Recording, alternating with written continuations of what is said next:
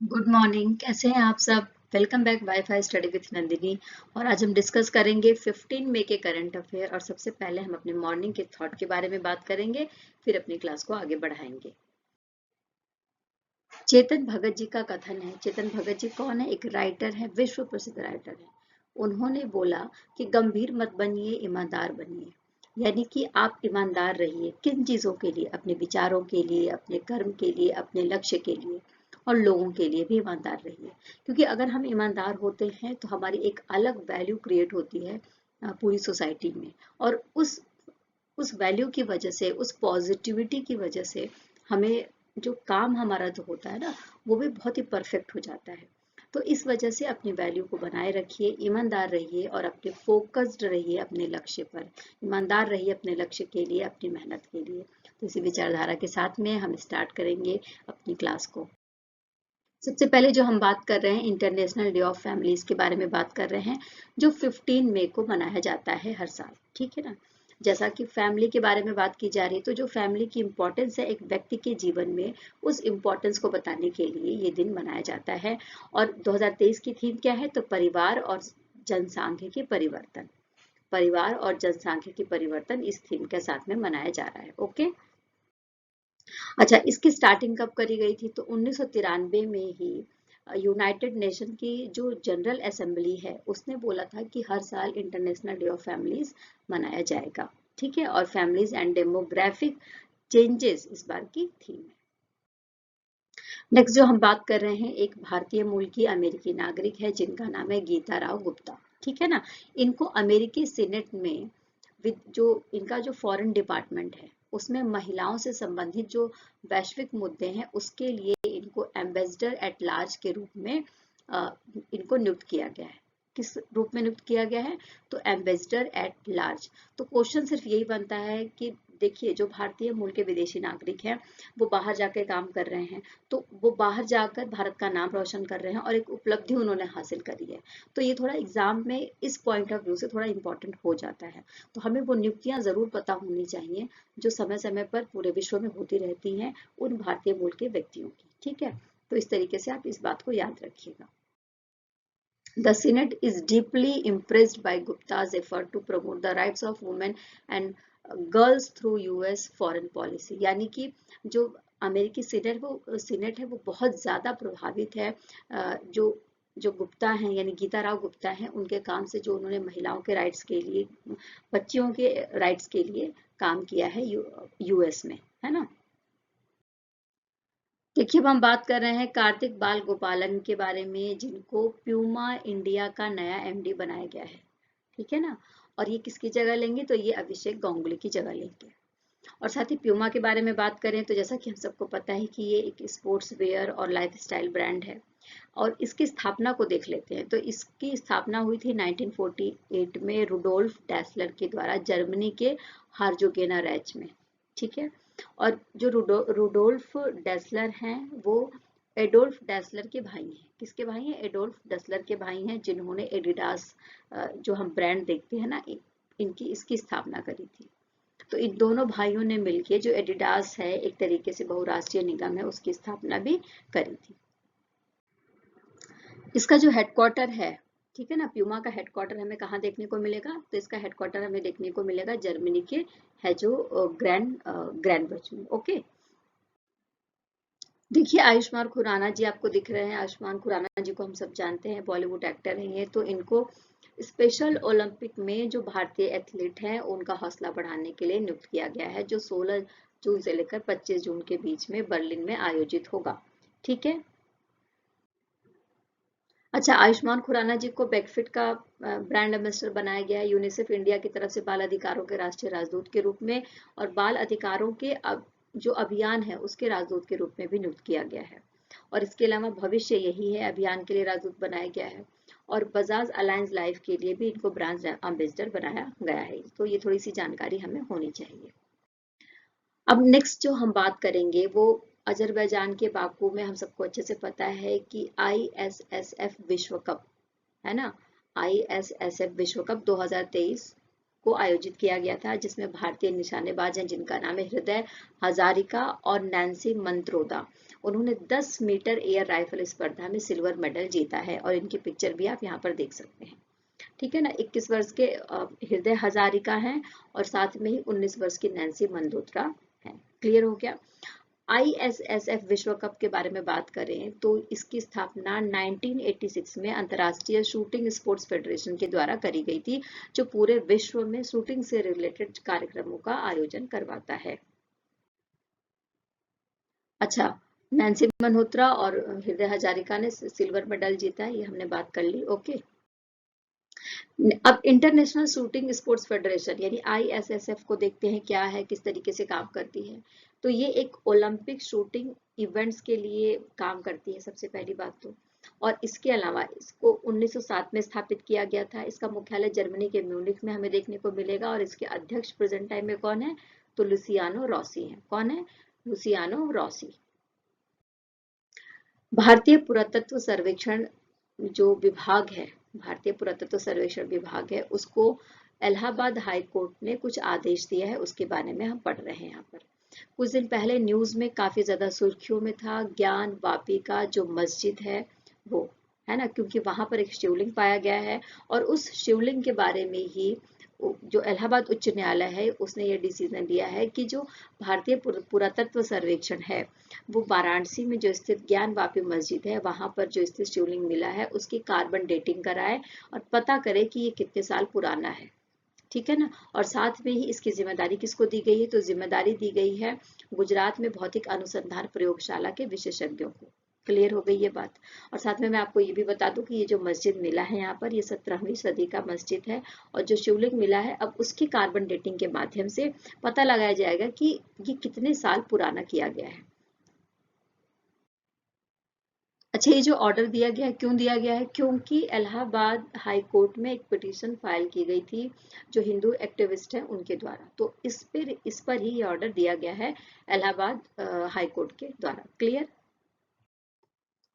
देखिए carbon dating पद्धति क्या है? कार्बन डेटिंग पद्धति स्पेशली समाज में जो व्यक्ति थे जीवित थे और उनकी मृत्यु हो गई है, जो पेड़ पौधे थे और जो साथ में ही जीव जंतु थे, पक्षी हो जानवर हो कुछ भी हो, तो उनकी उम्र का पता लगाने के लिए इस विधि का प्रयोग किया जाता है भारतीय पुरातत्व विभाग के द्वारा। स्पेशली जो इतिहास का अध्ययन करते हैं, पुरातत्व के साथ में यानी पुरानी वस्तुओं का अध्ययन करते हैं उनके द्वारा, जिसमें कार्बन 14 की जो विधि है वो सबसे ज्यादा फेमस है क्योंकि हर एक जीवित व्यक्ति में आपको कार्बन 14 की मात्रा देखने को मिलेगी।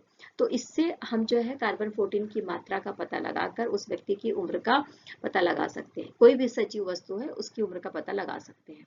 ठीक है। लेकिन जो निर्जीव वस्तु है उसकी उम्र का पता कार्बन डेटिंग से नहीं लगता है, उसके लिए दूसरी विधियां हैं जो हम पढ़ेंगे। कार्बन डेटिंग के माध्यम से आप जो है 50,000 से अधिक पुरानी चीजों की उम्र का पता नहीं लगा सकते।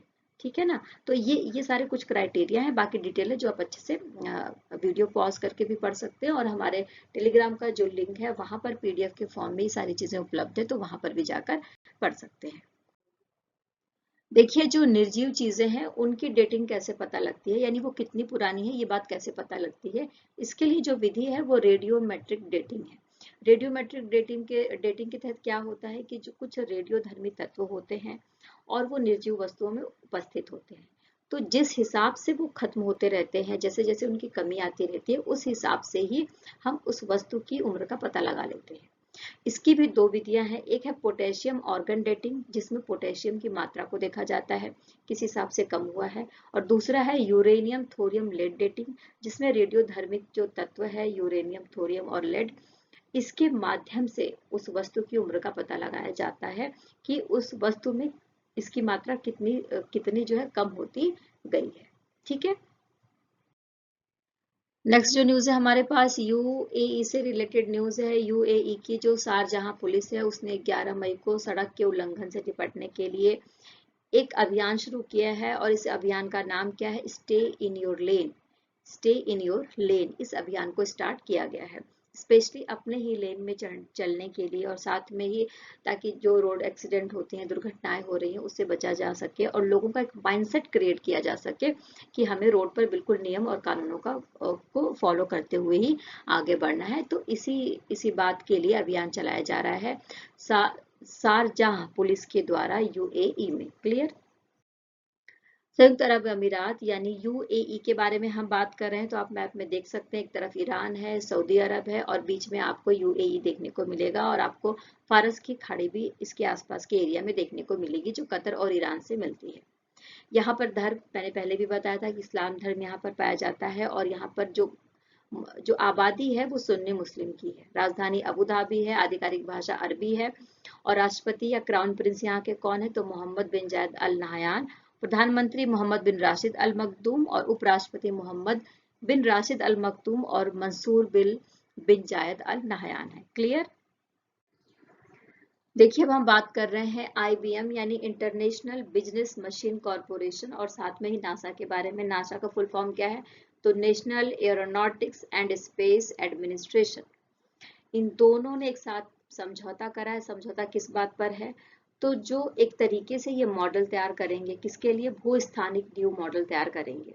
और ये कैसे तैयार करेंगे, तो उपग्रह से जो डेटा इनको मिलता है, बाढ़, आग और जो भी चेंजेस आते हैं इन्वायरमेंट में, तो उससे जो डेटा मिलता है उस डेटा के आधार पर ये मानचित्र को क्रिएट करेंगे। तो इसके लिए इन दोनों ने आपस में टाई अप करा है ना। अब इससे क्या होगा, इस जो ये मानचित्र बना देंगे तो उस मानचित्र के माध्यम से भविष्य में जो घटनाएं होने वाली हैं उसके बारे में पहले ही जानकारी मिल जाएगी। तो इस विषय पर दोनों यानी आईबीएम और नासा मिलकर काम करेंगे। IBM and NASA collaborate to convert satellite data into high resolution maps using AI, यानी AI का आर्टिफिशियल इंटेलिजेंस का यूज करके ये जो मैप है वो क्रिएट किया जाएगा नासा और IBM के द्वारा। युवा प्रतिभा कुलिनरी टैलेंट हंट, इसको लॉन्च किया गया है 12 मई को। कहाँ पर, तो IHM पूसा और माई गवर्नमेंट के द्वारा। ठीक है, अब इसको हम अच्छे से डिटेलिंग में पढ़ेंगे क्या है कैसे, तो देख लेते हैं। तो देखो स्पेशली ये जो प्रतियोगिता है इसका जो प्राइमरी एम क्या है, प्राइमरी एम ये है कि हमारे देश में हम सबको अच्छे से पता है कि बहुत सारे व्यंजन बनते हैं। ठीक है, और अलग अलग स्टेट में अलग अलग क्षेत्र के अपने अलग अलग तरीके के प्राचीन व्यंजन भी हैं।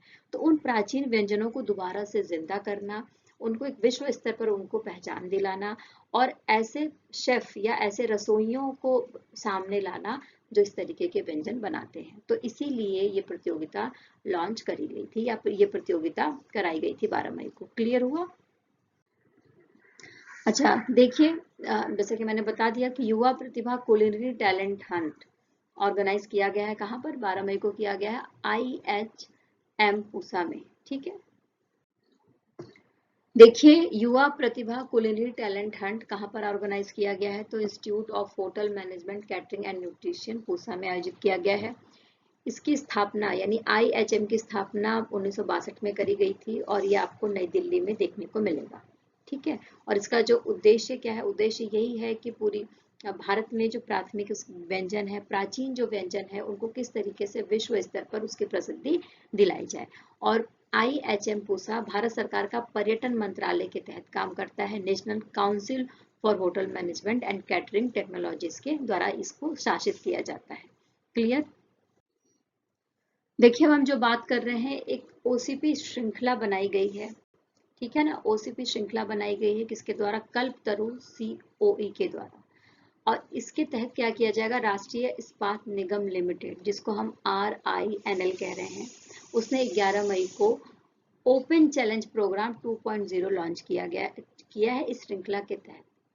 यानी ओपन चैलेंज प्रोग्राम 2.0 लॉन्च किया गया है राष्ट्रीय इस्पात निगम लिमिटेड के द्वारा, है ना। अब इसके तहत क्या किया जाएगा, इसके तहत हमारे देश में जितने भी स्टार्टअप्स हैं, जितने भी नए विचार हैं, उनको प्रोत्साहित करने का काम किया जाएगा। और ये एम लिया गया है कि 5 सालों में 175 स्टार्टअप्स कंपनियों को जो है इनक्यूबेट किया जाएगा। इनक्यूबेट का मतलब स्टार्टअप्स जो कंपनियां हैं, लगभग 175 स्टार्टअप्स हैं, उनको धीरे धीरे आगे बढ़ाने की कोशिश की जाएगी, जिसमें से 50 फिजिकल मोड में होंगी और 125 जो है वर्चुअल मोड में काम करेंगी। ठीक है ना, तो इसके लिए ही पूरी एक श्रृंखला चलाई गई है जिसका जो पहला पार्ट है उसका नाम रखा गया है ओपन चैलेंज प्रोग्राम 2.0। इसको लॉन्च किया गया है इस्पात निगम लिमिटेड के द्वारा। Clear. The objective of This program is to select startups specializing in Industry 4.0 technologies for collaboration with RINL. Clear? राष्ट्रीय इस्पात निगम लिमिटेड यानी RINL के बारे में बात करेंगे तो ये एक तरीके से विशाखापत्तनम स्टील प्लांट के संचालन की देखरेख में काम करती है। और साथ में मैं आपको बता दूं कि इसकी स्थापना 18 फरवरी 1982 में करी गई थी। मुख्यालय इसका भारत के विशाखापट्टनम में देखने को मिलेगा। और इसके CMD कौन है? तो CMD इसके अतुल भट्ट है। कौन है? अतुल भट्ट। देखिए, हम बात कर रहे हैं रिजर्व बैंक के बारे में। रिजर्व बैंक ने global financial innovation network green washing tech sprint में अपनी भागीदारी की घोषणा करी है।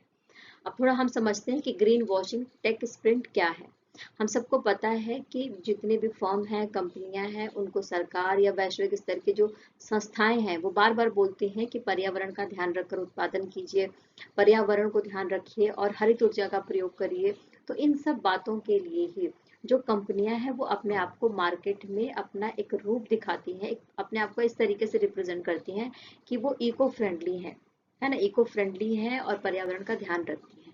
तो ये जो सिस्टम है इसी को नाम दिया गया है ग्रीन वॉशिंग टेक स्प्रिंट। क्या नाम दिया गया है? Green washing tech sprint. तो इसी में जो RBI है उसने ग्लोबल फाइनेंशियल इनोवेशन नेटवर्क का जो ग्रीन वॉशिंग टेक स्प्रिंट है उसमें अपनी भागीदारी की घोषणा करी है। यानी कि RBI कितने ऐसे वित्त को रिलीज करती है, कितने ऐसे फाइनेंस प्रोवाइड करवाती है, कौन कौन सी स्कीम लेकर आती है जो पर्यावरण के लिए होते हैं या पर्यावरण से रिलेटेड काम के लिए उसका इस्तेमाल किया जाता है। ठीक है ना? तो इसका जो प्राइमरी मोटिव है वो यही है कि हरित वित्त को बढ़ावा देना और पर्यावरणीय के जो विचार हैं, पर्यावरण की रक्षा के लिए जो विचार एक ग्लोबली जो चल रहा है उसमें अपनी भागीदारी को निश्चित करना। Clear? The Reserve Bank has announced its participation in the Global Financial Innovation Network Greenwashing Tech Sprint. Clear? देखिए, ग्रीन वॉशिंग क्या होती है? जैसा कि मैंने आपको बता ही दिया है कि अपने आप को कंपनियां या फर्म्स इस तरीके से रिप्रेजेंट करती हैं कि वो इको फ्रेंडली काम करती हैं, पर्यावरण को ध्यान रखती हैं। तो एक तरीके से अगर गलत जानकारी है, उन्होंने गलत अपने आप को रिप्रेजेंट किया है, तो उपभोक्ता के पास अधूरी जानकारी होगी, गलत जानकारी होगी और वो गलत सामान को खरीद सकता है ना? तो इसको बोला जाता है green washing. Global financial innovation network, जैसा कि इनोवेशन है, इनोवेशन मतलब कि नए विचारों के साथ में बात की जा रही है इसमें। तो एक तरीके से वित्तीय नियामक है जो अंतर्राष्ट्रीय नेटवर्क पर वित्तीय सेवा के क्षेत्र में नए विचारों को बढ़ावा देता है। और स्पेशली जैसा कि हम सब जानते हैं कि इस समय हरित ऊर्जा के बारे में बात की जाती है, पर्यावरण संरक्षण के बारे में बात करी जाती है। तो इन सब विषयों को लेकर इसकी स्थापना करी गई थी 2018 में। क्लियर? लावारिस जमा को निपटाने के लिए RBI ने 100 दिनों का एक अभियान शुरू किया है। यानी एक अभियान चलाया जा रहा है RBI के द्वारा, जिसकी घोषणा वित्त मंत्री के द्वारा वित्तीय स्थिरता और विकास परिषद की जब 7वीं बैठक हुई थी, जिसके बारे में हमने पढ़ा भी था, उसमें घोषणा करी गई थी कि 100 दिनों का एक अभियान चलाया जाएगा जो स्टार्ट हो जाएगा 1 जून 2023 से। अब इसमें क्या होगा? इसमें जो 10 सालों से ऐसी बचत या चालू खाते हैं जिसमें राशियां पड़ी हैं बट उसको क्लेम करने वाला कोई नहीं है, तो उन राशियों को, जिसमें लिमिटेड टाइम कितना दिया गया है? 10 साल, है ना? तो उन राशियों को किस तरीके से एक साथ लेकर आया जाए, किस तरीके से उनकी पहचान करी जाए और कहाँ पर उसको डिपॉजिट करा जाए, इन सब बातों को लेकर ही 100 दिनों का अभियान चलाया गया है या 100 दिनों का कैंपेन चलाया गया है हमारे फाइनेंस मिनिस्ट्री के तहत। क्लियर हो गया? देखिए, the reserve bank of India RBI has announced the launch of special 100 days campaign to trace and settle unclaimed deposits in every district of the country. यानी हर कंट्री, मतलब हमारी कंट्री में जितने भी डिस्ट्रिक्ट हैं उसके 100 इस तरीके के जो लावारिस डिपॉजिट्स हैं उनका पता लगाने का काम दिया गया है 100 दिनों के तहत RBI के द्वारा, जो RBI के तहत जो बैंक काम करते हैं पूरे भारत में उनके लिए। क्लियर? देखो, फुटबॉलर PK बनर्जी का बर्थडे सेलिब्रेट किया जाएगा AIFF ग्रास रूट दिवस के रूप में, ऐसी घोषणा करी गई है अखिल भारतीय फुटबॉल महासंघ के द्वारा। ठीक है ना? और 23 जून का इनका बर्थडे है, तो 23 जून को पहली बार AIFF ग्रास रूट दिवस मनाया जाएगा। पीके बनर्जी के बारे में बात करें तो 1960 का जब रोम ओलंपिक हुआ था, रोम में जब ओलंपिक गेम्स हुए थे तो उसमें भारतीय टीम की इन्होंने अगुवाई करी थी और इनका फुटबॉल के क्षेत्र में बहुत ही महत्वपूर्ण और विशेष योगदान है। और 1962 में एशियाई खेलों में राष्ट्रीय टीम को एक ऐतिहासिक स्वर्ण पदक गोल्ड मेडल दिलवाया था। तो और साथ में ही मार्च 2020 में इनका निधन हो गया है, मैं आपको ये बता दूं। तो इन्हीं की याद में इनके बर्थडे को सेलिब्रेट करने के लिए, इनके काम को इज्जत देने के लिए अखिल भारतीय फुटबॉल महासंघ ने ये ऐसा डिसाइड किया है। ऑल इंडिया फुटबॉल फेडरेशन के बारे में हम बात कर रहे हैं, यानी AIFF के बारे में बात कर रहे हैं, जिसका फॉर्मेशन 1937 में किया गया था। इसके प्रेसिडेंट कौन है प्रेजेंट टाइम में? तो कल्याण चौबे हैं और इसका हेडक्वार्टर हमें नई दिल्ली के द्वारका में फुटबॉल हाउस में देखने को मिल जाएगा। इस सेशन में इतना ही। जैसा कि आप सबको पता है कि हमारा जो भी कंटेंट है उसको हम टेलीग्राम के लिंक पर शेयर कर देते हैं, हिंदी और इंग्लिश बोथ लैंग्वेजेस में, तो आप वहां भी जाकर पढ़ सकते हैं और नोट्स बना सकते हैं। प्लीज़ मेरे साथ बने रहिए, मेरा हौसला अफजाई करते रहिए, लाइक करते रहिए और चैनल पर अगर आप नए हैं तो सब्सक्राइब ज़रूर कर लीजिए, बेल आइकन को ज़रूर प्रेस कर लीजिए जिससे कि नोटिफिकेशन आपको मिलती रहे। ठीक है, और आपके लाइक करने से मुझे हौसला आता है, काम करने का हिम्मत आता है, तो प्लीज़ लाइक करते रहिए और ऐसे ही आगे बढ़ते रहिए, खुश रहिए, पॉजिटिव रहिए और सफल होते रहिए। तब तक के लिए टेक केयर, बाय बाय।